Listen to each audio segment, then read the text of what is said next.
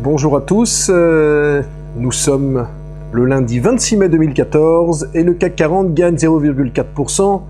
Aucune réaction à la victoire du Front National hier aux élections européennes. Il faut dire que les marchés américains et londoniens sont fermés aujourd'hui.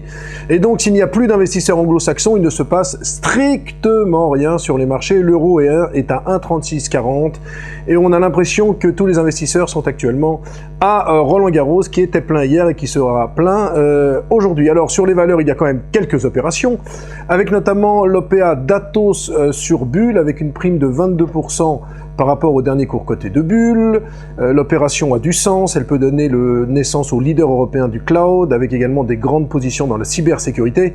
Bref, cette opération a du sens, sauf que les rentabilités ne sont pas les mêmes. Bull, c'est encore 3,5% de rentabilité avec des exercices assez difficiles, alors que Atos, c'est 2 fois plus. Alors en 24 mois, théoriquement, il devrait y avoir des synergies intéressantes, avec une hausse du bénéfice par action. Nous ne sommes pas encore là, mais nous considérons que l'offre est intéressante, 4,90 €.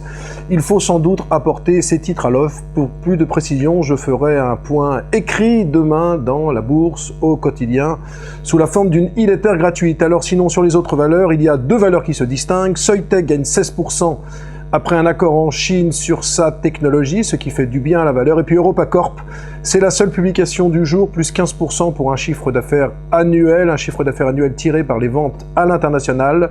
L'action gagne 4%, mais comme je le dis souvent, je ne suis pas favorable au cinéma en bourse. EuropaCorp est une valeur du cinéma, donc je n'irai pas.